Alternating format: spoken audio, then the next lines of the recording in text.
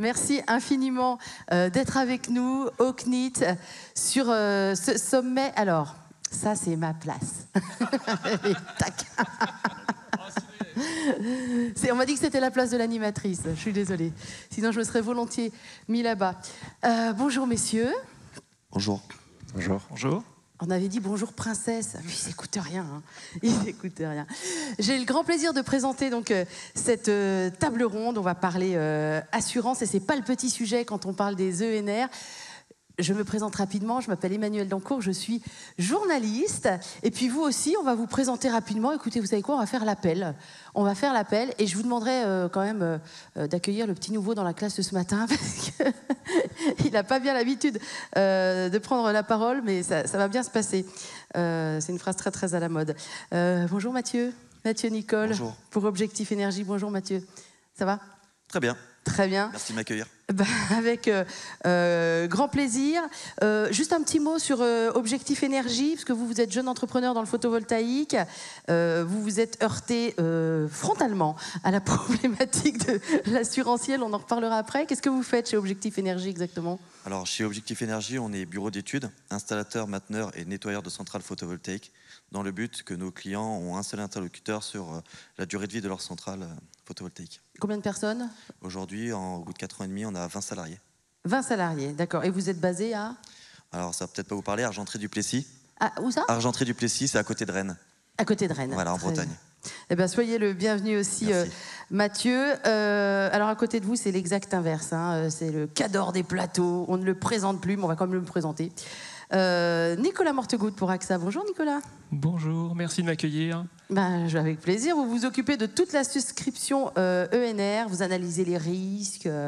Vous regardez tout ça. Vous êtes le spécialiste chez AXA, c'est ça, Nicolas ? Oui, tout à fait. Donc, je suis à la direction des risques techniques chez AXA. Donc, je m'occupe de tout ce qui est assurance de dommages des énergies renouvelables. Donc, à la fois phase chantier, phase exploitation. RC exploitation également. Donc le but en fait c'est d'analyser les dossiers, de les prendre, de mettre un prix en face et puis de faire tout le suivi, le service après-vente de cette souscription. Eh bien, on aura l'occasion d'en reparler. À côté de Nicolas, pareil, quelqu'un qui est bien connu dans le domaine. D'ailleurs, vous êtes plusieurs à vous connaître ici. Franck Rafali, bonjour. Bonjour. Ça va bien ? Eh bien, parfait. Je vous laisse vous présenter parce que vous avez plusieurs casquettes, Franck. Ce sera mieux fait si c'est Oui, vous. alors je vais en dire une ou deux. Alors, je suis donc fondateur et directeur général d'une société installatrice photovoltaïque en Ile-de-France.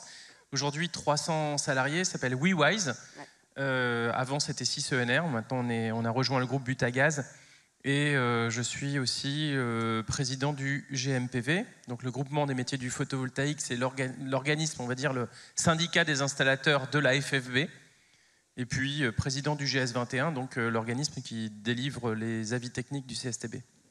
Eh bien, merci d'avoir pris le temps d'être avec nous. C'était important de vous avoir. Gauthier, juste à côté, Gauthier Claudinon, DGA de Alexis Assurance. Bonjour Gauthier. Bonjour, merci de m'accueillir. Je vous en prie. Racontez-nous ce que vous faites chez Alexis Assurance, Gauthier. Alexis Assurance, courtier en assurance, 2 métiers. Le premier, assurance des installations PV, éolien, méta, hydro, en phase exploitation et en phase chantier. Et deuxième métier, assurance des installateurs, avec une équipe construction de 7 personnes qui travaillent que sur la décennale des installateurs PV. Sujet important, on en reparlera, où il est important d'avoir un métier de courtier, parce qu'aujourd'hui il y a beaucoup de différences entre les compagnies d'assurance, beaucoup de trous de garantie chez certains, donc voilà. D'accord. Et donc, vous connaissez Nicolas ? Exactement, on travaille au quotidien avec AXA. Ouais. Je connais Mathieu, qui est un client du cabinet Alexis Assurance. On se connaît, mais plutôt par une société du groupe Butagaz, l'intermédiaire d'une société, et on ne se connaît pas. Voilà. Et vous connaissez pas Thomas ? Non. Eh ben, on va se présenter. Thomas Rivron pour Abeille Assurance. Vous êtes directeur des investissements. Thomas ? Oui, bonjour à tous. Alors, Abeille Assurance, c'est une compagnie d'assurance du groupe AMA, dans lequel il y a aussi Massif, Aesio et Ophi Invest. Abeille Assurance, c'est à peu près 90 milliards d'encours. Donc, on va gérer les fonds euros, principalement des compagnies d'assurance vie d'Abeille Assurance, un peu de fonds de dommages. Et là, j'interviens effectivement plutôt en tant que financeur, en tant que spécialiste du placement, la personne qui apporte des moyens pour développer les énergies renouvelables. Alors, vous savez ce qu'on va faire ? Je vais demander à ce qu'on allume la salle, parce que j'étais en train de me dire, là, on a tout un panel de personnes, mais peut-être qu'on a d'autres assureurs dans la salle et je voudrais m'en assurer, c'est le cas de le dire. Est-ce qu'on peut m'allumer la salle, s'il vous plaît, la régie? Merci beaucoup et j'en profite pour saluer la régie au passage tôt le matin. Il faut 30 secondes à chaque fois pour allumer la salle. Bon, alors, super, merci beaucoup. Est-ce qu'il y a d'autres assureurs dans la salle? N'hésitez pas à lever la main. On a 2 messieurs là. Vous êtes ensemble? Enfin, ensemble, d'accord? Et, pardon, on s'est compris, on s'est compris. C'est quelle assurance? MMA, ok. Ok, très bien. Bah, n'hésitez pas, que ce soit vous ou un peu plus dans le public, quelle que soit votre fonction et ce pourquoi vous êtes là, vous n'hésiterez évidemment pas à intervenir, on vous laissera largement la parole et vous n'hésiterez pas, messieurs, à intervenir vous aussi bien volontiers. Merci beaucoup la régie, vous pouvez rééteindre. Je vais vous poser une question mais de base, mais je voudrais comme ça qu'on se mette tous d'accord et vous pouvez tous prendre la parole dans l'ordre que vous voulez. Pourquoi l'assurabilité est nécessaire pour les ENR? Qui se lance? Oh punaise, c'est Franck. Allez, on ouvre les hostilités. Franck, c'est parti. Ben, c'est historique. En fait, en France, quand il y a eu besoin de reconstruire, ça date un peu. Hein. Reconstruire, c'est-à-dire après la Première Guerre mondiale et après la Deuxième Guerre mondiale, on avait des gens qui avaient de la compétence, qui savaient construire, mais qui n'avaient pas les diplômes. Et il y avait plusieurs choix à faire. Et le choix, c'était, contrairement au modèle anglo-saxon, plutôt germanique, c'était de dire, eh bien, on va certifier plutôt les produits. Et en contrepartie, on va demander à une obligation, c'est-à-dire que lorsqu'on construit quelque chose, on appelle ça un ouvrage, qui va protéger un bien ou une personne, on va demander ce que celui qui construit l'ouvrage, on appelle ça un locataire d'ouvrage, va être assuré pour au moins 10 ans, parce qu'il faut garantir au moins 10 ans que l'ouvrage va pouvoir rendre le service pour lequel on l'a construit, c'est-à-dire qu'il est propre, ce qu'on appelle ça, propre à sa destination. Ça veut dire que l'assurance décennale est obligatoire en France. Voilà, tout simplement, c'est obligatoire. C'est depuis janvier 1978 et le rapporteur, c'est Adrien Spinetta, donc un député qui était donc rapporteur de cette loi en 1978. Depuis, on vit sous cette loi. Donc c'est une loi obligatoire. Si on construit un ouvrage et qu'on fait payer pour cet ouvrage, on peut se le construire pour soi-même, il n'y a pas de problème, on peut construire sa maison. Mais si on le fait pour quelqu'un d'autre et qu'on se fait payer, à ce moment-là, si on ne prend pas une assurance décennale, eh bien, à ce moment-là, c'est un délit. Mais, oui. Nicolas Gauthier après. Je complète un peu. Effectivement, il y a un sujet qui est l'assurance des installateurs, mais il y a un sujet qui est aussi l'assurance des ouvrages. En fait, l'installateur, lui, va garantir pendant 10 ans la bonne réalisation d'une centrale, mais le maître d'ouvrage, lui, il va l'exploiter pendant 20 ans, 25 ans, 30 ans. Et donc, l'assurabilité, il ne faut pas y penser que pour les 2, 10 ou 15 premières années, mais pour la totalité de la durée de vie. Et aujourd'hui, en fait, on se rend compte que l'un des sujets majeurs, c'est comment je garantis l'assurabilité d'une installation pour la totalité de sa durée de vie. Et ça, c'est un des gros sujets qu'on n'avait pas il y a une dizaine d'années et qui commence à arriver aujourd'hui. Gauthier ? Oui, c'est ça. L'assurance, il y a le côté installation, et le côté installation, il y a les financeurs aujourd'hui qui font que c'est qu'une assurance quasi obligatoire, contractuellement obligatoire au titre des conventions de prêt, des conventions de crédit. Mais il ne faut pas oublier l'assurance des installations, qui est aujourd'hui non obligatoire, mais qui le devient par les dettes bancaires nécessaires au financement des installs. Alors, on va parler des enjeux. Je trouve ça plus positif que de parler de problèmes. Quand on parlait d'ENR, avant, on parlait surtout de l'éolien et du solaire. Alors, avant de parler des nouvelles énergies renouvelables, juste déjà un point sur l'éolien et le solaire.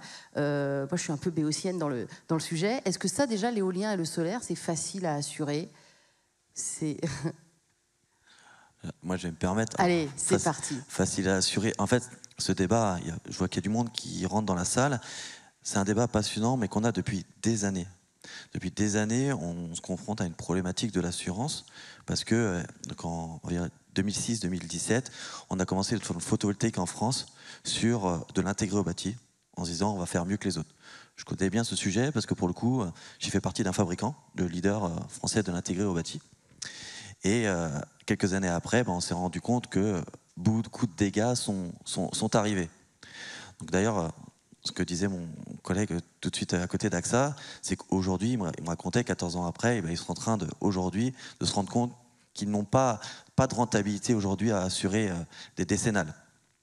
Pour autant, sur les dernières conférences qu'on a eues, on parle de libéraliser le solaire en France.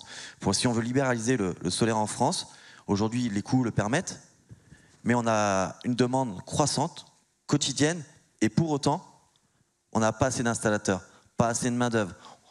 Les gens demandent à pouvoir se faire assurer, et je pourrais vous citer maintes et maintes cas, dont le mien, où au début ça a été de pousser la porte de ces différents assureurs, MMA, AXA, SMA, BTP, et on m'a dit non à chaque fois. On m'a dit non à chaque fois, et je me suis dit pourtant avec 12 ans d'expérience dans le photovoltaïque, moi je n'y arrive pas. Comment font demain les futures générations qui voudraient se mettre au solaire pour se faire assurer? Comment on pourrait y arriver tous ensemble? Qu'est-ce qu'on peut mettre en place pour faire en sorte qu'enfin ce métier soit reconnu par nos pouvoirs publics, mais également par nos assureurs? Comment on fait? Voilà, aussi, je vous réponds par une question, comment on fait? Eh ben alors, comment on fait? Je vais pouvoir répondre. Il y a plusieurs possibilités. La première, c'est que oui, c'est une problématique qu'on a relevée il y a longtemps. C'était en particulier au moment de la mise en observation de la filière par l'AQC. Alors on va dire pas mal d'acronymes aujourd'hui. C'est l'Agence Qualité Construction qui est en fait, on va dire, le garant un peu des remontées des sinistres sériels et puis qui va prévenir la filière qu'il y a un problème. Donc en 2017, on savait qu'il y avait un problème sur des sinistres dits sériels, c'est-à-dire des sinistres systématiques sur certaines technologies. Alors c'est pas les installateurs, hein. Nous on a été désignés comme les mauvais élèves par certains assureurs. Mais en gros en 2017, on a eu cette période où la politique de souscription, c'est-à-dire l'analyse des dossiers pour pouvoir se faire assurer, a été très renforcée et très difficile chez tout le monde en France. Alors, je vais parler pour le GMPV. Nous avons organisé la filière avec certains assureurs. Certains ont vraiment joué le jeu. AXA en a fait partie, SMA BTP et d'autres. Alexis Assurance aussi a travaillé beaucoup là-dessus. Et nous avons créé une formation parce que le premier problème, c'est que les installateurs qui sont nouveaux, primo-accédants à l'assurance, en fait, ne savent pas comment présenter les choses à l'assureur. Et on avait fait un sondage pour voir la connaissance en fait, des installateurs sur l'assurance et sur les produits. Et en particulier, on avait été très surpris de constater que les installateurs ne savaient pas ce que c'était que ce qu'on appelle la technique courante ou la technique non courante. Ils ne savaient pas. Donc ça veut dire qu'il y a des choses avec ces lois Spinetta qui sont apparues, c'est-à-dire domaine traditionnel, non traditionnel, technique courante, non courante. Enfin, c'est un peu du travail de spécialiste.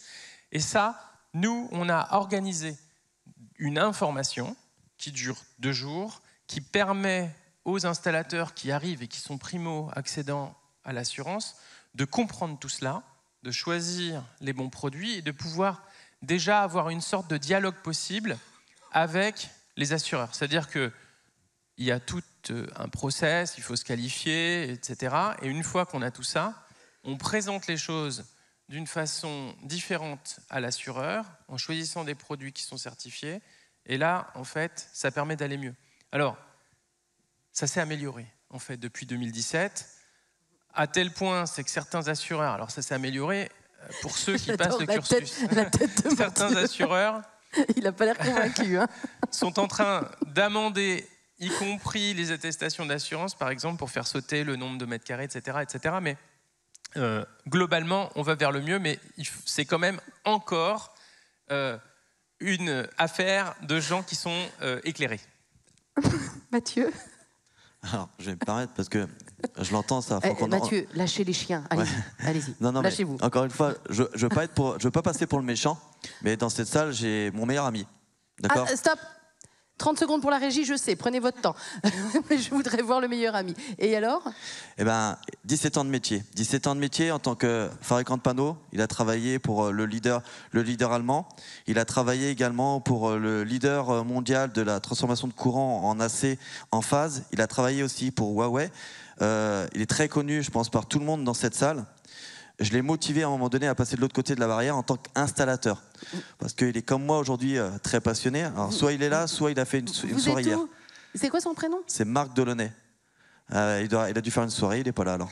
Vous êtes sûr que c'est votre meilleur ami, Mathieu? Oui, mais bon, visiblement, il n'a pas le... Bon, quand il arrivera, on lui donnera la parole. Il était à la soirée Power hier soir. Voilà, mais il était à la soirée Power, on va Exactement. laisser tomber, quoi. Je pense que c'était dur. Ok. Bon, je vais juste quand même vous expliquer son cas. J'ai voulu le faire Merci, passer de la l'autre côté régie. de la barrière. Il s'est dit, j'y vais. S'est confronté du coup aux mêmes réalités que moi. Il a été voir les assureurs. Il a commencé notamment d'abord par son partenaire bancaire. Vous allez me dire, quel est le rapport avec le partenaire bancaire? Donc, je suis breton, donc nous on a le Crédit Mutuel de Bretagne, la deuxième banque de Bretagne. Et son conseiller lui a dit, oh, l'assurance, vous inquiétez pas, on est partenaire AXA. C'est sûr, c'est gagné, vous l'avez, c'est acquis. Je sens que ça va être la faute d'AXA, moi. Non, c'est pas la faute d'AXA. Nicolas, préparez-vous. Bon, jusque-là, tout va bien, il se dit super, il passe une belle nuit. Le lendemain, du coup, son conseiller l'appelle et lui dit, ah, je suis désolé, c'est mort. Ah, bon. Pourquoi? Peut-être aussi parce que le dossier a été mal présenté à AXA, certainement, etc. Et puis il pousse d'autres portes. Les mêmes portes que moi j'ai poussées, comme je disais tout à l'heure, MMA et les autres. Désolé, je dis MMA, mais pas que vous. Et là, non. Il se dit, mais Mathieu, je vais jamais y arriver. Et du coup, je lui ai donné le conseil, va voir Alexis Assurance. Alexis Assurance, pour le coup, a une vraie expertise et un vrai niveau d'écoute. Parce qu'il est expert. Il est écouté par la SMA, il est écouté par AXA et bien d'autres, parce qu'il a d'autres partenaires assureurs, Gauthier. Et là, il a présenté son projet, du coup, aux collaborateurs de Gauthier. Et là, il a dit, mais pas de souci. On va vous trouver l'assurance, on va vous aider. Et une semaine après, Marc, il me dit, c'est bon, merci, on est assuré. Et là où je voulais en venir, Franck, c'est comment une personne qui a 17 ans d'expérience, vraiment, qui est un sachant et un passionné comme moi je le suis, si ces gens-là n'arrivent pas à faire assurer, comment vous allez me dire que demain, un électricien couvreur qui irait faire passer une petite formation puisse accéder à la décennale? Et aujourd'hui, j'ai encore du mal à croire que c'est si facile que ça à se faire assurer. Et je pense que si on faisait un vote à main levée ici... On le fait. Ça, le 30 secondes, je sais. On va faire un vote... Qui est d'accord avec moi sur le fait que l'assurabilité est encore une vraie contrainte aujourd'hui à la démocratisation du solaire en France? Alors, levez la main. Mathieu Président. Ouais, ça lève. Hein. Bon, il va falloir être bon, Franck. Hein. Et Ouais, après, on donnera évidemment la parole à Gauthier. Je vous oublie évidemment pas. Hein. On arrive. Non, il a raison, parce que je suis du même côté de la barrière. Relevez voir la main quand vous voit bien, pardon, excusez-moi. Levez la main, oui.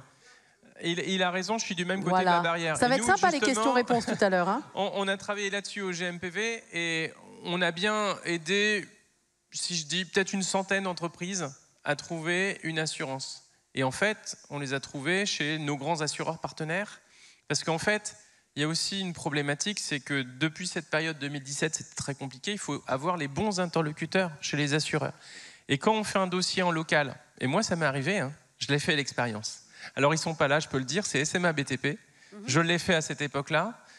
Moi, en tant que président du GS21 à l'époque, j'étais en local, dans mon département, voir le conseiller local qui était plutôt multiproduit. Hein. Et je lui ai dit, je veux faire un dossier pour le photovoltaïque. Et là, elle a commencé à se gratter la tête. Alors, il l'a bien fait parce qu'il savait que je trempais dans le métier. Mais en fait, il est revenu une semaine plus tard, il m'a dit non. Et donc, il a fallu aller voir les spécialistes du risque photovoltaïque chez cet assureur-là pour réussir à avoir cette assurance. Maintenant, on a bien des liens, et là c'est en train de se démocratiser chez nos grands assureurs, c'est-à-dire que l'information redescend, enfin cette période-là est pour moi finie, donc normalement ça devrait être plus facile, mais encore, ça ne l'est pas. Donc nous sommes, nous, point d'entrée, alors vous avez aussi, Alexis ou d'autres qui permettent de faire cela, mais nous on a des points d'entrée, et pour ceux qui ont des difficultés, Marc pourrait venir nous voir et on viendrait l'introduire auprès des bonnes personnes pour trouver une assurance. Marc Delaunay. Mon ami. Marc Delaunay, justement, lui c'est Mathieu. Qui était à la soirée hier soir et qui n'a pas pu se réveiller ce matin. Dans la salle. Et juste une dernière phrase, d'accord Franck, mais il faut que les gens vous connaissent. Et un installateur lambda, il ne connaît pas le GMPV. Il n'a pas les bons interlocuteurs, il n'est pas le sachant de qui peut l'orienter. Donc forcément, comme tout installateur, qu'est-ce qu'il fait? Il pousse la porte de son assureur, de son conseiller. Bah oui. Et son conseiller, il a une doctrine. Il a une doctrine des sièges, des assureurs qui dit, si on vient vous voir pour du solaire, c'est non, vous embêtez pas, c'est non. Et du coup, le conseiller, il ne se bat pas. Vous vous battez au quotidien, Franck, Gauthier. Donc oui, merci d'accompagner les installateurs à avoir la possibilité de se faire assurer. Mais quand vous avez un nom de la part de votre conseiller, vous pensez qu'il fait quoi l'installateur? On se dit, bon, c'est pas pour moi. Et c'est dommage, parce qu'il a certainement des compétences. Chez GSE, la société que je faisais partie avant, on avait un vrai parti pris. On avait été voir les Points P, les Tereva, et même les Rexel, les Sonepar, les distributeurs, parce qu'à la base, je suis persuadé que le métier du solaire, c'est un métier qui leur revient. Pourquoi? Déjà, c'est des spécialistes de l'électricité, les électriciens. Le couvreur, c'est un spécialiste de l'étanchéité. Donc oui, c'est une double compétence. Mais on peut faire monter les gens en compétences. Donc nous, on était là pour leur expliquer qu'est-ce que le solaire. Et je pense qu'il y a beaucoup de gens qui sont compétents en France. L'artisanat est un vrai métier où les gens ont des vraies connaissances et une expertise. Il faut qu'on les aide à les accompagner, nous aussi en tant qu'installateurs. Et il faut que ces gens-là soient plus connus pour qu'on puisse les aider à être assurés. Gauthier. Oui, alors, d'abord, je suis d'accord avec Franck. Dans une certaine mesure, ça va mieux qu'il y a 5 ans. Ça va mieux qu'il y a 5 ans, essentiellement pour des boîtes du pur PV, ce qu'on appelle des purs solaristes, qui font plus de 60% de leur chiffre d'affaires en PV, qui font du résidentiel. Ça va mieux. Ça va mieux, il y a des AXA, des MMA, des SMA BTP, des Ergo, des Allianz, des QBE qui commencent à regarder. Donc ça va mieux, si on a la double casquette, la double compétence ou de l'expérience. En revanche, là où ça va moins bien, et c'est un peu aujourd'hui l'effet inverse, c'est qu'il y a des contrats qui existent, des propositions d'assurance avec des contraintes. On en parlait en mètres carrés, il y a des assureurs qui parlent en puissance, il y a des assureurs qui parlent en typologie d'installation.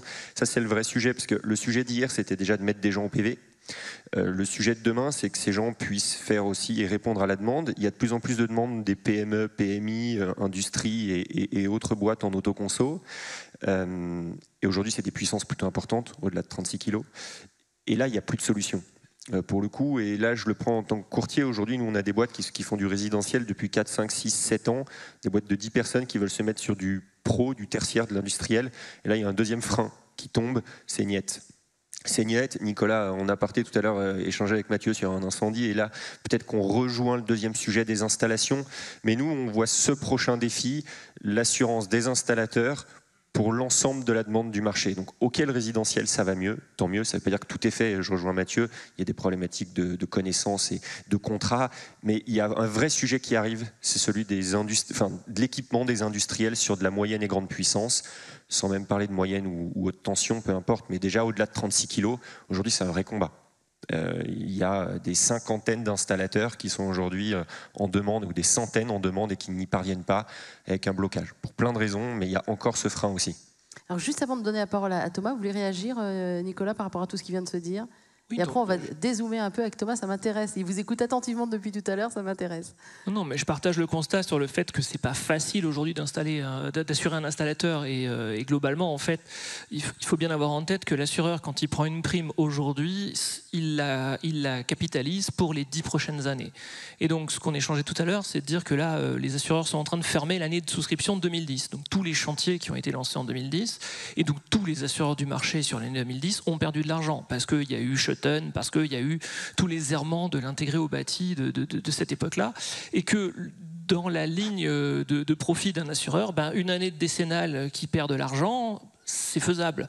2, 3, 4 années à la suite qui perdent de l'argent, là ça devient tout de suite beaucoup plus compliqué, et c'est ce qui fait que ça a restreint l'offre, et on pensait que depuis 2017 effectivement la situation s'était vraiment assainie, mais on se rend compte aujourd'hui avec des sinistres qu'on nous a déclarés l'an dernier sur des installations de 2016-2017 qu'on a toujours des problématiques de produits défaillants, des boîtiers de connexion qui prennent feu, des systèmes d'intégration qui sont fuyards, et donc en fait ces problèmes produits restent pérennes dans la filière, et donc ça veut dire que ce qui est installé aujourd'hui peut potentiellement créer un sinistre en 2028-2030, et que donc l'engagement décennal lui va perdurer sur ces installations, et donc forcément les assureurs eux se posent la question de cette équation économique qui n'est pas résolue depuis 15 ans. Donc c'est ça qui fait la difficulté aujourd'hui, c'est la qualité des installateurs, la qualité des produits et le fait qu'on doive capitaliser cet argent dans le temps.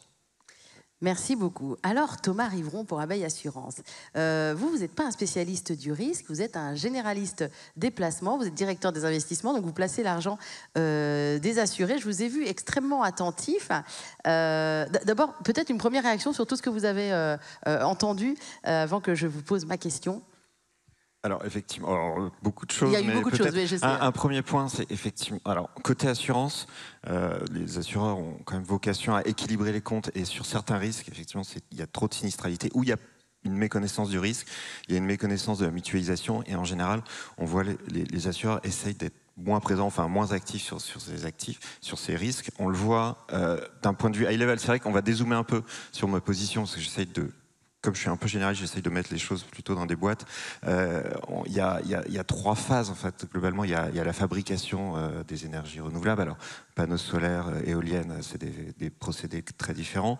Il y a l'installation dont vous parlez, et puis il y a l'exploitation.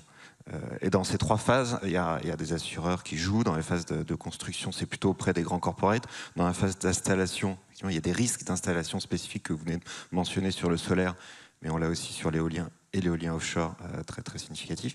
Et sur l'exploitation, c'est plutôt du coup des catnats, des sinistres qui peuvent arriver sur des feux, des pertes d'exploitation. Donc c'est tous ces sujets qui doivent être couverts par l'assurance. On voit bien que les risques qui sont mal couverts, effectivement, nous, c'est les risques de grêle sur les panneaux solaires, c'est énormément de sinistralité. Sur l'éolien offshore, on en parlait, c'est pas tant les éoliennes, mais on m'a beaucoup remonté des enjeux de câbles électriques. Donc les assureurs ont un peu de mal à positionner parce que la sinistralité est assez aléatoire et peut coûter très très cher. Un champ d'éoliennes qui passe sous un orage de grêle, je comprends que tout est cassé, il y en a beaucoup aux États-Unis, c'est un gros problème aux États-Unis. Voilà un peu la première remarque que je peux avoir aujourd'hui. Quand on a... Vous voulez intervenir Oui, je voulais, si c'est possible. Tout à fait. Moi, je voulais dire que, en fait, clairement, il y a un sujet, c'est que les sinistres dont on parle, ils ne sont pas liés aux installateurs. Et ce qui s'est passé en France depuis 2010, enfin depuis 2007, on parle de sinistres sériels. En fait, moi, j'ai en connaissance 11-12 sériels, à peu près, qui sont les plus gros. Et en général, c'est des problèmes produits. C'est-à-dire que ce sont les boîtiers de jonction, ce sont les panneaux qui se délitent, ce sont les systèmes d'intégration qui sont fuyards. Ça n'a rien à voir avec les installateurs que nous sommes, et nous le faisons avec passion. Et donc, ce sont des problèmes fabricants de panneaux. Le deuxième problème, c'est que là, en ce moment, ce qui est en train de nous arriver, c'est que si vous avez entendu ce qu'a dit Sistovi et qui dit « dans un mois, je vais disparaître si j'ai pas de repreneur », c'est une catastrophe. Il nous reste un installateur, un fabricant qui est Voltec en France, et tout le reste sont des produits qui nous viennent d'Asie et qui sont vraiment des produits pas chers, mais sur lesquels on n'a pas de possibilité d'impact avec des multinationales, mais on ne pourra pas forcément aller les rechercher dans le cadre de sinistriels. Ça veut dire que finalement, c'est nous qui portons la chose.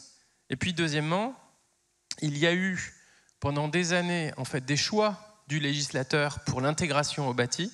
On est toujours en train de payer ça, c'est-à-dire que nous, petits, pour l'assurabilité, on a du mal, parce que des grandes compagnies ont pris de l'argent pendant des années, et là on parlait d'argent, et en fait, nous, on parle d'un métier, on le fait avec amour, et on a des fabricants, des financiers, qui se sont pris plein d'argent pendant des années, qui ont fait des sériels, et j'en ai 2 en mémoire, je ne vous donnerai pas les noms, mais ces gens-là ont fait énormément d'argent, ont fait des milliards de profits, on parle en milliards d'euros, et les sinistres sont derrière eux, ils ont dit on est assuré, et ils se moquent finalement de tout cela, et ça ne les a pas empêchés d'avancer.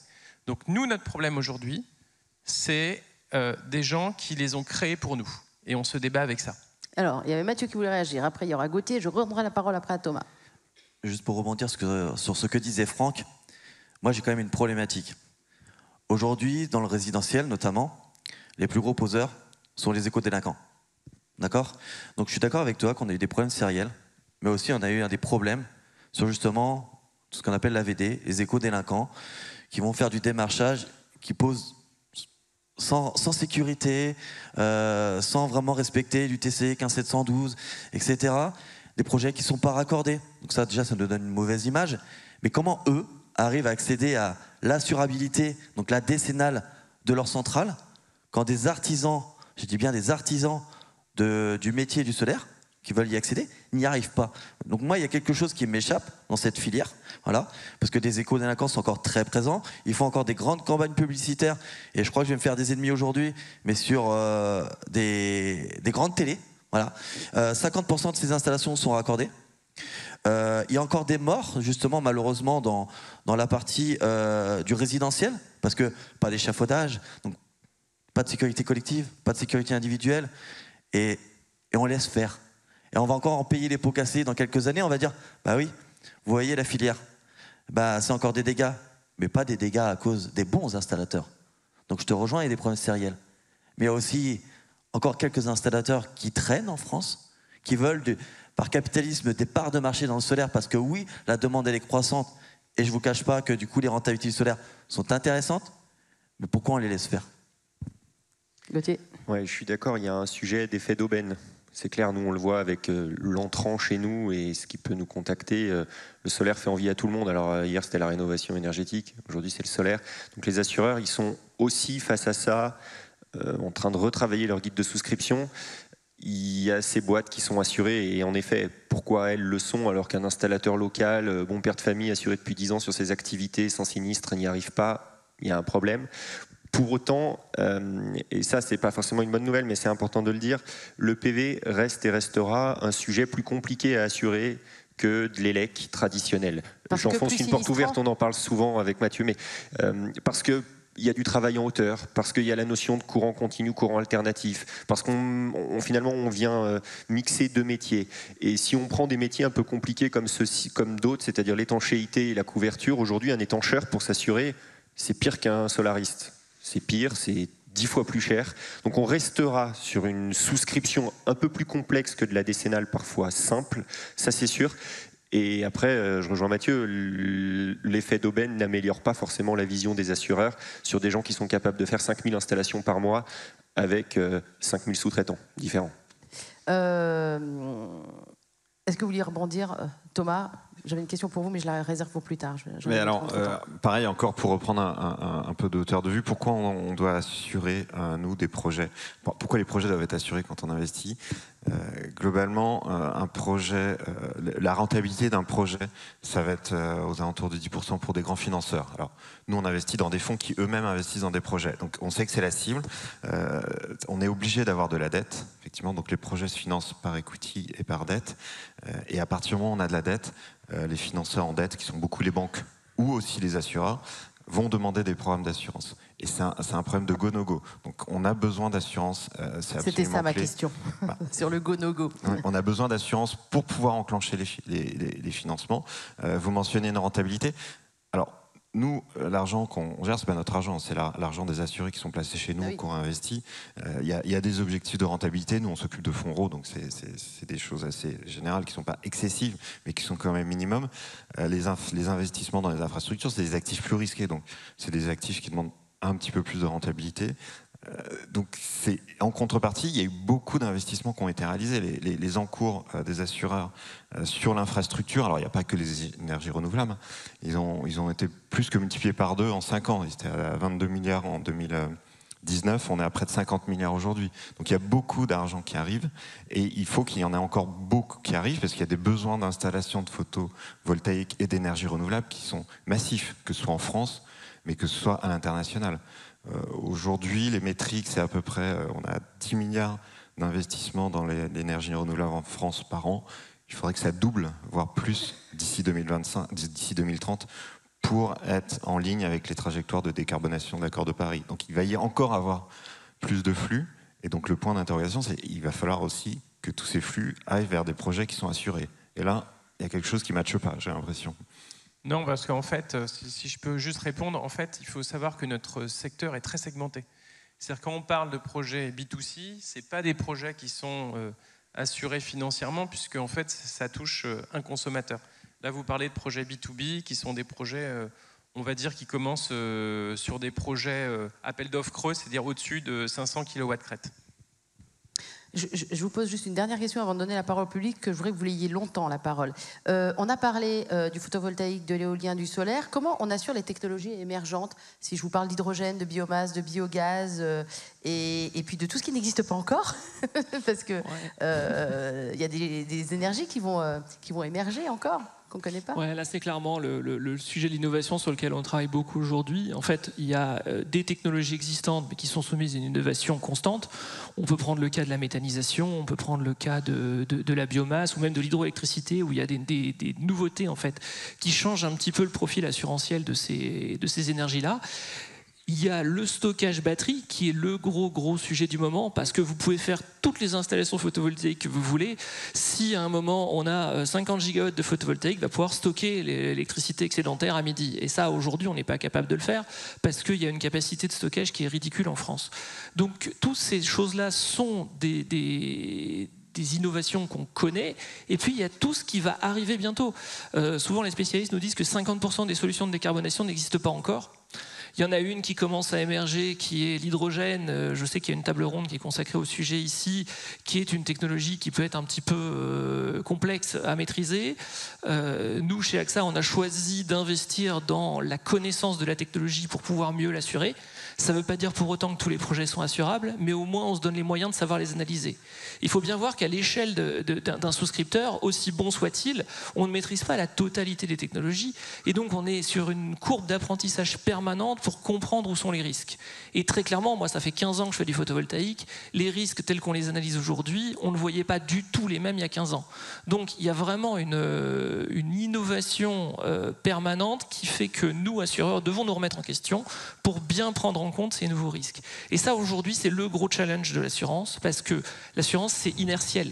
On assure bien que ce qu'on connaît bien, et donc on se base sur ce qu'on a connu les 10, 20, 50 dernières années pour déterminer quels seront les sinistres à venir. Sauf qu'aujourd'hui, entre l'accélération du réchauffement climatique, les ruptures technologiques et tous les changements macroéconomiques qu'on peut avoir, finalement, notre connaissance 50 dernières années, elle ne sert pas à grand-chose, parce qu'elle est souvent battue en brèche par ce qu'on a connu au cours des 2 ou 3 dernières années. On en a parlé avec la grêle, mais jusqu'en 2022, aucun assureur n'envisageait d'avoir des sinistralités grêles comme ce qu'on a pu connaître en 2022. Et depuis, on a tous revu tous nos modèles pour justement mieux prendre en compte ce risque grêle, parce qu'il évolue, les orages sont plus fréquents, les grêlons sont plus gros, et donc ce qui passait avec la norme CEI pour la grêle à 25 mm passe plus avec des grêlons de 40. Voilà où on en est aujourd'hui, c'est-à-dire qu'on doit revoir notre tarification et notre approche actuarielle pour justement tenir compte de ces nouveaux phénomènes. Gauthier voulait intervenir, Thomas après. Okay. Oui, sur le sujet de l'innovation, d'abord l'assurance c'est un temps long. C'est pas forcément une bonne nouvelle, mais c'est pas facile pour une assurance décennale qui est là pour 10 ans, d'avoir dans ces 10 ans des modifications de technologie permanentes. C'est pas le plus facile pour l'assurance. On l'avait vu avec les panneaux souples qui étaient sortis en 2010, dans lesquels, dans les notices, il fallait changer la colle au bout de 7 ans. Comment on fait sur la décennale. Typiquement, ça c'est un sujet innovation, il ne se cale pas toujours avec le sujet assurance. Et ensuite, sans même aller sur le PV flottant, l'éolien offshore ou quoi, il y a aussi des sujets d'innovation dans le PV, on l'a vu avec la grêle, il y a eu des centaines ou des milliers de centrales impactées, centrales 2019-2020, il n'y a déjà plus les panneaux. On fait comment ? Sur des ombrières qui n'ont pas de bac acier, par exemple, on a un trou en bas à gauche parce que les panneaux ont gagné de 40, 50, 60% de puissance en 3 ans. Donc sans même aller sur des technos hyper complexes, ne serait-ce que sur les technos considérés comme matures, éolien terrestre, PV, on a déjà un sujet d'innovation. Donc les autres vont suivre le même chemin, c'est-à-dire c'est compliqué, les assureurs s'en rendent compte au moment des sinistres, c'est le cas de la grêle où depuis la grêle les assureurs ont un peu changé, ont demandé des stocks de pièces détachées, ont revu les contrats, les clauses d'exclusion ou les clauses d'indemnisation. Voilà, il peut y avoir des sujets comme ça. Thomas. Oui, alors pour rebondir, effectivement, l'innovation, ça va être un élément clé dans la trajectoire de décarbonation du climat. Beaucoup de sujets sur le captage de CO2 qui n'existent pas aujourd'hui encore. Donc, mais néanmoins, il faut se concentrer aussi sur ce qu'on connaît, ce qui existe, et sur les panneaux solaires. RTE indiquait qu'on était à peu près à 20 gigawatts installés en France. Il fallait qu'à horizon 2040, on soit à 100 gigawatts. Pareil sur les éoliennes, on est à peu près un peu au-dessus de 20, il faut qu'on soit au-delà de 100 gigawatts d'ici 2040. Donc il faut multiplier par 5 à chaque fois les puissances installées. En Chine, c'est 500 gigawatts installés. D'ici 2030, ils vont en installer près de 800 gigawatts. Donc on va avoir besoin des technologies existantes, il faut les améliorer. Je sais qu'il y a de l'efficience sur les panneaux solaires qui s'améliore, de la robustesse sur les éoliennes. Peut-être qu'une rupture technologique avec de l'éolienne offshore au large, ça pourra aider à mettre plus d'éoliennes, mais on a besoin de capitaliser aujourd'hui sur ce qui existe, plutôt que de compter sur des innovations incertaines. Moi, j'ai encore plein de questions à vous poser, mais je voudrais vraiment qu'il soit prioritaire dans la salle. Est-ce que l'un de vous pourrait nous prêter un micro? Il nous manque... Merci, c'est très gentil. Ah ben, ça démarre, c'est parti. Vous vous présentez, s'il vous plaît? Bonjour à tous, Bonjour. Je suis Thomas Le Ténaf de la société ATY Solar. Je suis un jeune padawan du photovoltaïque puisque j'ai commencé mon activité il y a 18 mois. Et comme Mathieu et comme beaucoup d'entre nous, on a énormément galéré avec les assurances, mais je ne vais pas revenir là-dessus. J'avais une question à vous poser concernant les ombrières de parking. Parce que du coup, moi aujourd'hui, je fais essentiellement des petites ombrières. Et est-ce que, à votre avis, en tant qu'expert d'assurance, est-ce que l'ombrière est un ouvrage ou pas? En fait, j'ai eu l'occasion de voir plusieurs contrats d'assurance et je remercie MMA de m'avoir suivi au niveau décennal. D'ailleurs, ça m'intéresserait de discuter avec les gens qui sont dans la salle de cette compagnie. Mais j'ai aussi bien vu des contrats MMA qui disaient que les ombrières étaient pas des ouvrages et donc sans obligation de décennal et l'inverse. Et aujourd'hui, qu'est-ce qu'on peut dire là-dessus? Alors, pendant que le micro va partir chez MMA, je vous laisse répondre sur scène. Levez la main, MMA, s'il vous plaît, pour notre hôtesse. Alors, Gauthier. Ça dépend, comme toujours en assurance, ça dépend. Alors, tout d'abord, ce qu'on a dit tout à l'heure sur la notion d'assurance obligatoire, il y a une petite distinction, c'est que c'est pas parce que l'assurance n'est plus obligatoire que c'est pas un ouvrage. Ça reste un ouvrage, mais qui est soit soumis à l'obligation d'assurance, la centrale PV en toiture chez monsieur, madame, tout le monde, et après le cas de l'ombrière, ça peut être un ouvrage soit non soumis à l'obligation d'assurance, soit un ouvrage soumis à l'obligation d'assurance. Mais par naissance, c'est un ouvrage, sauf si il est en lesté. Typiquement, les petits carportent une place ou deux, qui est lesté, qui peut être déplacé. Là, on peut s'interroger sur la notion d'ouvrage, parce qu'il n'y a pas de fondation. On met ce côté un peu particulier de côté sur le lesté et on parle de toutes les ombrières. Et une fois qu'on parle des ombrières, il n'y a pas de jurisprudence. Il n'y a pas de jurisprudence de la Cour de cassation qui vient nous dire est-ce que c'est un ouvrage ou est-ce que ça ne l'est pas, contrairement à l'intégré bâti et au surimposé, où pour le surimposé c'est très récent, c'est le 23 juillet 2023 qu'on a une décision de la Cour de casse qui vient nous dire c'est un ouvrage soumis à l'obligation d'assurance. On n'a pas ça sur l'ombrière. Donc l'ombrière, on va revenir sur des cas classiques de droit, c'est un faisceau d'indices. Le faisceau d'indices, c'est est-ce qu'il est construit en même temps que l'ouvrage qu'il dessert? Est-ce que l'ouvrage qu'il dessert, il est lui-même soumis à décennal? Et est-ce qu'on est en autoconsommation? Je vais vous prendre 2-3 exemples. L'ombrière qui est sur le parking du cimetière, en vente réseau classique, n'est pas un ouvrage soumis à l'obligation d'assurance parce que le cimetière n'est pas un ouvrage, parce qu'il n'y a pas d'autoconso et que donc on n'alimente rien du tout. L'ouvrage qui est construit en même temps que le centre commercial et qui alimente le centre commercial en autoconso, même partiel, est un ouvrage parce qu'il a été pensé dans la même opération globale que le centre commercial qui est lui-même soumis à l'obligation d'assurance. Et après, il y a le cas du centre commercial qui s'équipe d'une ombrière 15, 20, 30 ans après et qui est en vente réseau. Et c'est le cas le plus gris où aujourd'hui il n'y a pas de décision. Mais pour autant, ça ne doit pas devenir un sujet d'assurance. C'est-à-dire que votre assureur doit le couvrir, que ce soit en ouvrage non soumis ou en ouvrage soumis, on s'en fout. Vous avez une garantie d'assurance qui doit couvrir les ombrières. Après, dans quelle poche va chercher l'assureur? Est-ce que c'est de la décennale par capitalisation ou par répartition? Ce n'est pas votre problème, c'est le problème de votre assureur. Donc, une ombrière aujourd'hui qui a des fondations doit être assurée dans un contrat d'assurance décennale, que ce soit au titre de l'ouvrage non soumis, et là les assureurs peuvent vous donner des montants de garantie, ou de l'ouvrage soumis, où là par nature on doit couvrir le montant de la construction. Vous voyez que c'est simple. Enfin, franchement... MMA a été cité plusieurs fois dans cette table ronde et par vous aussi. Je voudrais juste leur donner la parole, savoir si vous vouliez réagir. Je vous laisse vous mettre debout, monsieur, et vous présenter. Merci beaucoup. Bonjour. Bonjour à tous. Donc Cédric Wallace, cabinet Fougeray Associés à Cholet. Donc nous sommes agents MMA depuis plus de 100 ans. On s'est spécialisé dans le photovoltaïque depuis plus de 10 ans. Donc effectivement, je vais pas revenir sur tous les éléments qui ont été apportés par les intervenants sur les difficultés d'assurance.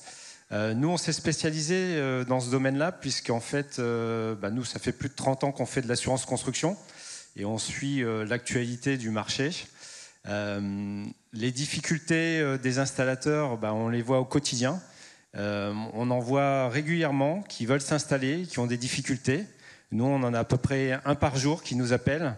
Donc, le bon conseil, c'est déjà d'avoir de bons partenaires, comme Alexis Courtage ou nous-mêmes. Et c'est vrai que ça demande du temps. parce que c'est vrai que les souscripteurs en compagnie ont tendance à refuser des dossiers en photovoltaïque parce qu'il y a un passé, notamment sur les différents sériels qui ont pu avoir les dernières années. Mais nous, avec notre expertise, notre sérieux, on arrive à convaincre les compagnies, puisqu'on travaille essentiellement avec MMA, mais aussi avec d'autres partenaires assureurs, sur la notion d'installation photovoltaïque, et notamment sur les installateurs. Mais sur les créations, on peut prendre près de 6 à 8 mois pour avoir une solution d'assurance. Là, ça commence à se débloquer un peu, mais c'est vrai que les assureurs vont vraiment à tâtons. Mais je pense que le travail que tout le monde fait autour de cette question, ça va améliorer les choses. Par contre, nous, en tant que partenaires, on filtre beaucoup parce qu'effectivement, il y a des opportunistes, parce qu'ils voient l'aubaine qu'ils peuvent avoir sur le photovoltaïque. Et donc, nous, on fait un gros travail pour essayer de nettoyer cette filière et apporter les meilleurs auprès des assureurs. Voilà. Eh ben, merci beaucoup pour cette prise de parole. Pendant que Franck répond, levez la main si vous voulez le micro, s'il vous plaît. Franck, allez-y. Oui, alors effectivement, il y a un parcours initiatique. Alors, il ne faut pas qu'il dure 6 ou 8 mois. Nous, au GMPV, on explique ce parcours initiatique, c'est-à-dire qu'on va dans tous les départements pour les installateurs qui souhaitent accéder à l'assurance et on explique un peu comment il faut faire. Et pour aller plus vite, il faut, être qualifié auprès d'un des 3 organismes de qualification en France qui qualifient pour du photovoltaïque, donc Qualibat, Qualifelec, Quali-TENR. Et donc, une fois qu'on a cette qualification, déjà, on peut commencer à travailler. Et ensuite, il y a aussi le choix, je parlais de la technique tout à l'heure, qui est très important, c'est ce qu'on appelle la technique courante, et donc choisir les bons produits pour installer du photovoltaïque. Une fois qu'on a ça, une fois qu'on a ces 2 choses-là, eh bien, on peut aller effectivement voir des assureurs. Et là, ça ne doit pas durer 8 mois. Si ça dure 8 mois, ce n'est pas normal. Voilà. Donc, ça doit être plus rapide. Et auprès de nos assureurs qui sont les grands assureurs qu'on a cités, qui sont sérieux, les assureurs français, je ne parle pas ceux qui sont en libre prestation de services, c'est-à-dire ceux qui sont extérieurs à la France, mais qui viennent parfois faire de la souscription, parce qu'on s'est aussi fait avoir. C'est-à-dire qu'il y a aussi, comme il y avait de la difficulté d'assurance, nous, installateurs, il y a certains qui étaient partis vers ces assureurs exotiques, et quand certains se sont scratchés, c'est-à-dire qu'ils avaient encaissé pas mal de sommes et puis qu'ils ont été incapables de payer des sinistres derrière, et ben en fait, nos collègues se sont retrouvés sans être assurés du tout et devoir payer, donc des boîtes fermées, etc. Donc, tout ce parcours, il faut vraiment le suivre. Nous, on est là pour vous aider. Je parle de la FFB du GMPV. On est là pour vous aider à souffrir un peu moins, même si on souffre encore. Alors, on avait une question là-bas. Je vous laisse vous lever et vous présenter, monsieur. Bonjour. Bonjour, je m'appelle Mehdi. Je suis gérant d'une société lyonnaise où je fais de l'accompagnement en efficience énergétique pour les PME. Et donc, une action sur 2 aujourd'hui, c'est autour du projet photovoltaïque. Et moi, j'ai plutôt une problématique avec les assurances, pas de notre côté, mais plutôt du côté des clients. Il y a 2 sujets qui ressortent majoritairement. Le premier, qui est ressorti 2 fois en 15 jours, c'est que j'ai des clients qui ont des exigences, de par vous ou d'autres confrères, qui des fois dépassent un peu la norme réglementaire. Genre, par exemple, j'ai des clients qui ne sont pas ICPE et qui ont des exigences ICPE, ce qui leur impose des coûts complémentaires et ce qui les démotive à avancer dans leur projet photovoltaïque. Et aussi, donc, la question, c'est de savoir, est-ce qu'il y a un moment quelque chose qui va se figer un peu pour tout le monde, c'est-à-dire, est-ce qu'il va y avoir vraiment cette réglementation qui fait que assurer un projet photovoltaïque, c'est pareil de partout, que ça ne rende pas aussi compliqué les investissements. Et deuxième point, et là c'est un peu plus en amont, et là ça rend vraiment compliqué les investissements, c'est-à-dire que j'ai des clients qui veulent avancer sur des projets photovoltaïques, et je ne sais pas ce qui se passe, mais avant même de demander les exigences, quand ils échangent avec leur assureur, ils sont totalement démotivés parce qu'il y a un discours qui leur explique que c'est hyper compliqué. Donc la question c'est là aussi aujourd'hui, est-ce qu'il y a une envie d'avoir un peu plus de flexibilité, de rendre les choses un peu plus conventionnelles pour faciliter la vie des PME, des clients de Mathieu et de moi, qui aujourd'hui veulent avancer dans ce sujet et qui est hyper cohérent avec ce qu'on doit faire aujourd'hui, mais qui sont des fois totalement dépité, quoi. Voilà. Alors Merci. Nicolas Mortegoutte d'AXA va vous répondre. Alors là, c'est mon quotidien pour le coup. Je vais vous donner un chiffre, mais aujourd'hui, 80% des dossiers qu'on reçoit en solarisation de bâtiments existants, et je pense que c'est ce que vous ciblez là, sont acceptés. Donc en fait, le prisme qu'on a, c'est les 20% qui posent problème. Pourquoi en fait on a 20% de dossiers qui posent problème? Il y a plusieurs raisons à ça. Le premier, ça peut être qu'on a une activité sous toiture qui, à mon sens, ne doit pas être solarisée. On peut parler du domaine du traitement des déchets, on peut parler de tout ce qui va être scierie. Aujourd'hui, ça c'est un no-go complet de toutes les compagnies d'assurance. Pourquoi? La question n'est pas de savoir si ça va brûler, c'est quand ça va brûler. Aujourd'hui, le domaine des déchets est en train de devenir inassurable parce que du fait des batteries lithium-ion qui se baladent dans toutes nos poubelles, toutes les installations de traitement des déchets ont des départs de feu. J'en ai discuté il n'y a pas très longtemps avec le patron de la Fédération des entreprises du déchet. Tous les jours, vous avez 15 départs de feu dans des installations de traitement de déchets, dont une qui dégénère. Ça veut donc dire que si vous mettez des panneaux solaires sur une toiture comme ça, elle va brûler. Sur 20 ans, vous avez la certitude qu'elle va brûler. Donc, il y a des activités qu'il ne faut pas solariser et je pense que là-dessus, le législateur est en train de se pencher sur la question. Il a pas mis il y a une opposition sur tout ce qui est ICPE classé à autorisation pour le traitement des déchets, sur lequel vous n'avez pas d'obligation de solariser.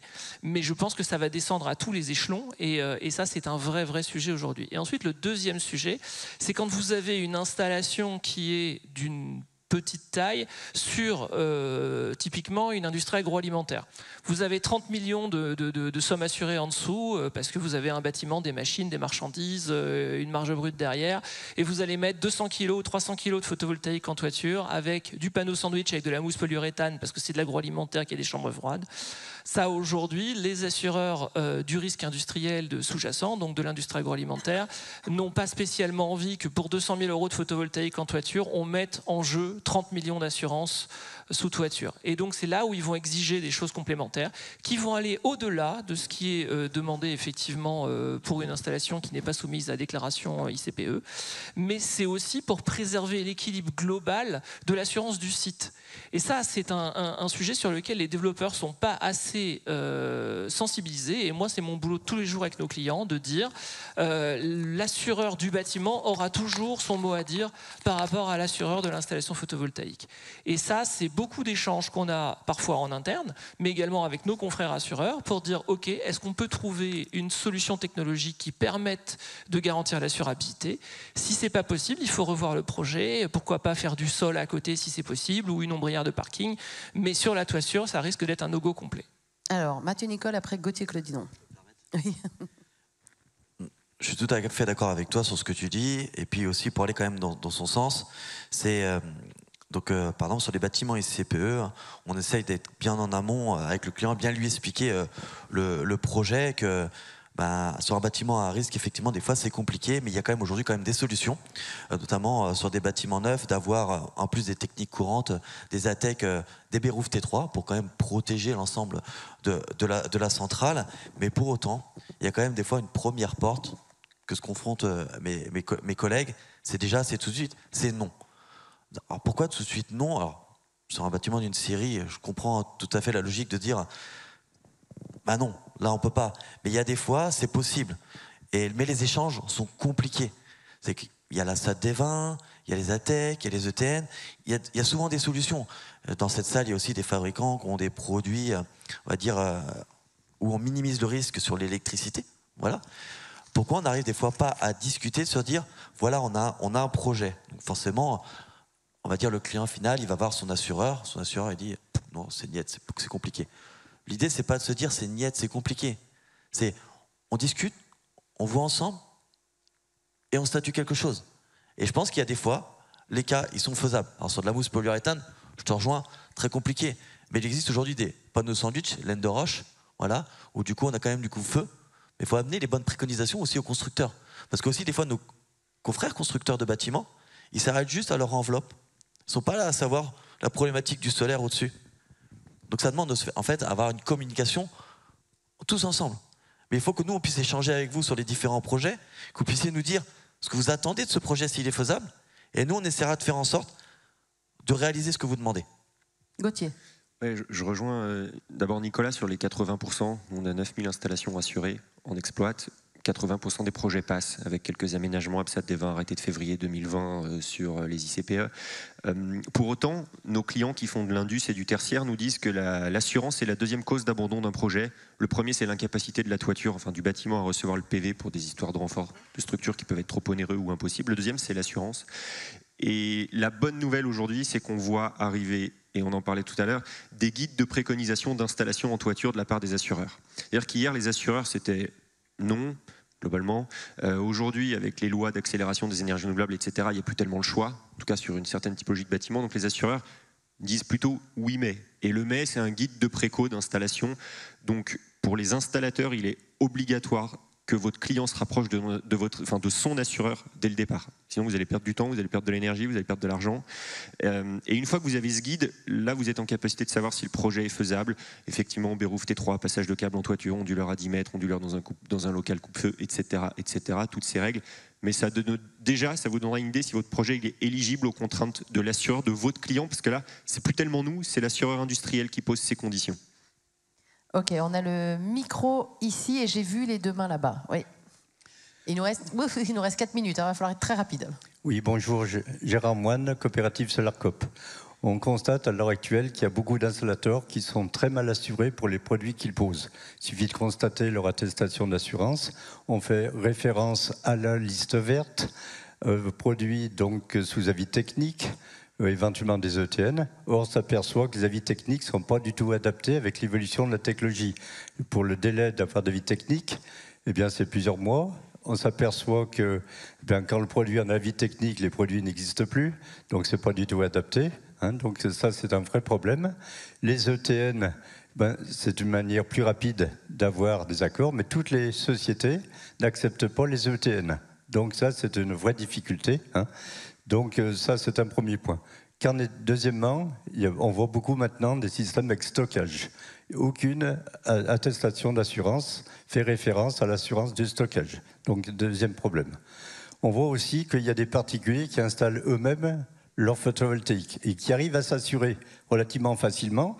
Donc, on voit des entreprises qui ont suivi des formations, qui ont des compétences, etc., qui ont difficulté à s'assurer, et des particuliers qui sont assurés pour des produits qu'ils posent sans même avoir de formation. Donc là, il y a des problèmes, contradictions. Ça serait intéressant que la profession photovoltaïque et les assureurs puissent vraiment échanger ensemble pour identifier effectivement d'où viennent les problèmes, quand est-ce qu'il y a des sinistres, et voir comment avancer ensemble pour développer le photovoltaïque plutôt que de faire des freins au développement. Merci. D'accord. Je vous laisse lever la main, madame, on va vous apporter le micro. Qui répond? Je réponds là parce que ça me pique un peu forcément sur les avis tactiques. Alors, il y a des choses dans ce que vous avez dit qui sont vraies et des choses qui ne sont pas vraies. Je ne voulais pas dire fausses, mais pas vraies. Sur les avis techniques en particulier, c'est moi qui signe les avis techniques et qui valide avec les experts qui font partie du groupe du GS21. Il se trouve que c'était vrai avant 2017 ce que vous dites. Depuis, ça a beaucoup évolué, en particulier sur la compatibilité des panneaux avec les systèmes d'intégration. C'est-à-dire que nous avons fait ce qu'on appelle des grilles de compatibilité, c'est-à-dire nous vérifions que les panneaux qui sont distribués, qui sont actuellement en vente, correspondent au produit en fait, qui va fixer, on va dire, le panneau sur la toiture. Donc en fait, la mise en place d'un nouveau panneau lorsqu'un panneau sort, aujourd'hui c'est 1 mois, 2 mois. Et quand on dit que les produits qui sont sous liste verte de l'AQC en fait, ne sont pas adaptés, en fait, c'était vrai aussi avant, mais maintenant, je dirais qu'il y a à peu près 30% des produits qui sont installés qui sont à base de liste verte. C'est-à-dire qu'effectivement, il reste encore des efforts à faire sur le B2C, en particulier sur les produits en surimposition, c'est-à-dire les produits qui sont avec des crochets qui ressortent des tuiles. La problématique sur laquelle on travaille aujourd'hui, c'est on va faire un livre blanc sur le rognage des tuiles. Vous voyez la spécification? C'est-à-dire que vous avez des gens qui viennent en avis technique et qui proposent un produit, qui viennent avec des tuiliers. Ces produits nécessitent qu'on rogne une petite partie des tuiles. Et le tuilier qui vient avec le fabricant dit « non, moi, si la tuile est rognée, je retire mon agrément ».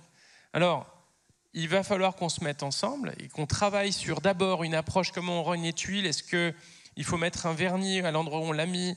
Quelle profondeur on accepte? Quelle quantité on accepte? Pour que ensuite les tuiliers acceptent de quand même valider ces tuiles qui ont été modifiées sur place et pas en usine, et qu'on puisse aller vers l'avis technique, parce que pour l'instant, on ne peut pas le faire. Voilà. Gauthier? Non, simplement pour dire que oui, ça c'est pourquoi l'avis technique est bien. Pourquoi le TN ne l'est pas? C'est toujours un peu moins clair chez les assureurs. Que c'est très bien de se dire il y a des avis techniques, mais aujourd'hui, malgré tout, ce qu'on se dit, c'est qu'il y a 70% des installations B2C qui se font hors avis technique. Donc intéressons-nous peut-être à ces 70% qui se font sous ETN.